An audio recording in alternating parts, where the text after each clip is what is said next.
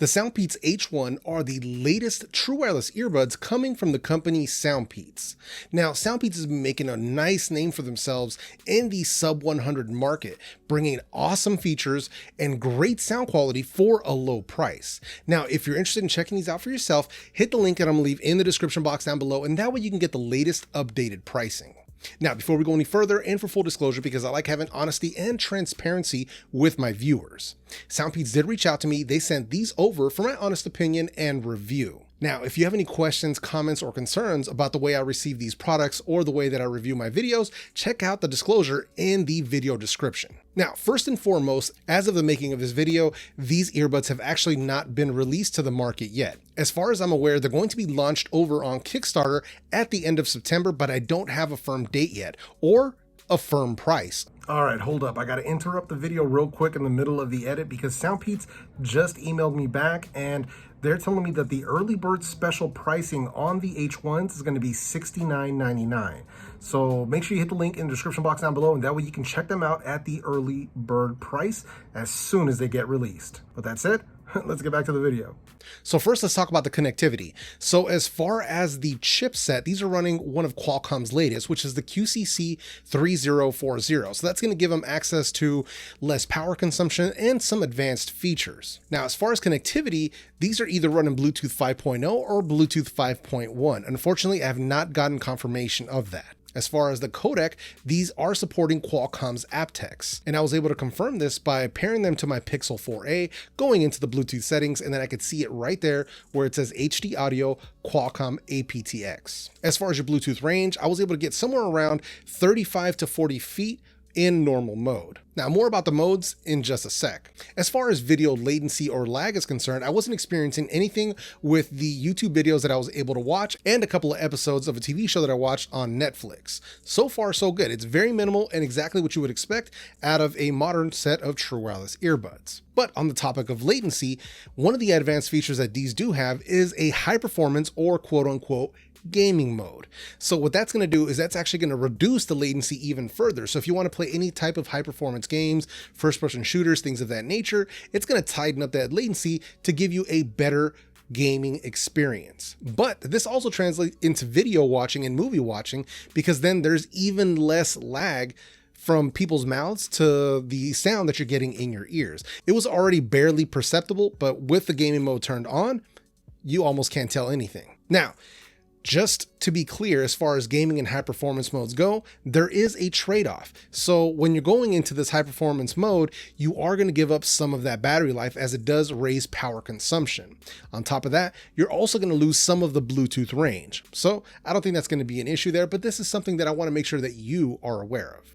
And then last but not least, as far as connection goes, these also have TWS Plus or Dual Connect. So this is for those people that like to use their earbuds individually while the other one is charging in the case.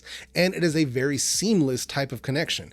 So let's say that you're wearing one in your ears and then you go to pull the other one out to pop it into your ear. By the time it gets up to your ear, you're going to hear a chime. The music's never going to stop. This one will just begin playing audio, and it is very seamless. Tested it on both sides and it works perfectly. These are completely hot swappable.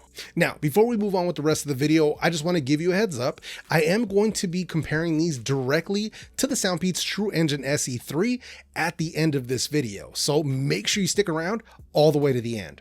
All right, so now let's talk about the microphones and the call quality. Unfortunately, the original clip that I recorded for this totally got corrupted on my SD card, so now here I am recording this on my cell phone. But let's get into those call quality clips. All right, so here we have the call quality test for the Soundpeats H1. So testing, 1, 2, 3. Obviously, I'm indoors in a semi-quiet environment. So testing, 1, 2, 3. Let's add a bit of crowd noise. Let's see how these do. So here we have a bit of simulated crowd noise, like what you would have in a cafeteria, a coffee shop, crowded bus station, something like that. So testing, 1, 2. So now let's take this outside and see how these do outdoors. All right, so as you can see, we are now outdoors. So here is the call quality test. Testing, 1, 2, 3. So it is a bit busy out here, but right now there is not a ton of traffic going by. But you're probably picking up some of that on these microphones. So testing, 1, 2, 3. As always, you're going to have to be the judge of the call quality down in the comment section. So now let's talk about the volume and the sound quality. So as far as volume is concerned, I'm going to give these an 8.5 out of 10, which is very good and very loud. Comfortable listening for me, 70 to 80% volume, right around there. So I've got probably around 4, maybe 5 clicks of volume before it even hits max. So awesome amount of volume there. If there's any quiet dialogue in a video I'm watching, or if maybe I just want to jam a little bit louder, I've got plenty of overhead. And if you're a volume junkie, they're going to have you covered. These aren't the very loudest earbuds on the market, but still, as far as volume is concerned, these have more than most other ones. So before we get right into the sound quality, let me tell you what these are packing here. So these are what they call a hybrid driver design. So we've got a single dynamic driver and we've also got a balanced armature. So the reason that this is important, and also how it differs from the other Soundpeats designs, is the fact that Soundpeats is normally doing dual dynamic drivers instead of this type of hybrid where it's a dynamic driver along with a balanced armature. So that's the main physical difference there. But sound quality. First of all, these bring some very nice bass.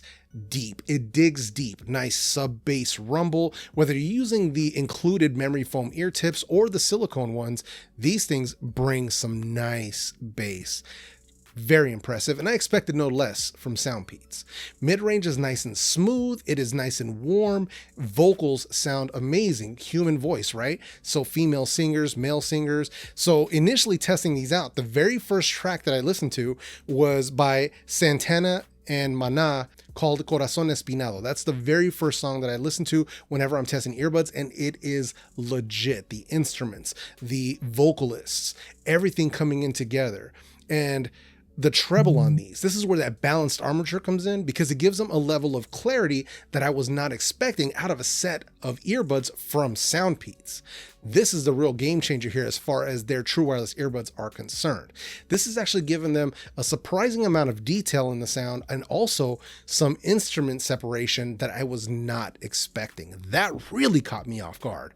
So whether you're listening to rock, hip hop, R&B, any of that stuff, man, I mean, it sounds really, really good, at least so far in my testing. I have not gone through the full playlist. I haven't done the full El Jefe Reviews test playlist. I've only gone through 15 to 20 select tracks to kind of give me a good basis that I could bring you an idea of what they're going to sound like. But so far, from the very first track, I was truly impressed. But if you're interested in checking out the full playlist that I use to test not only these earbuds, but all the other earbuds that I test on my channel, check out the link in the description box down below called the El Jefe Test Playlist. Make sure you check that out. So now let's talk about them, because I know the question you're going to be asking in the comment section, these or the Truengine SE3.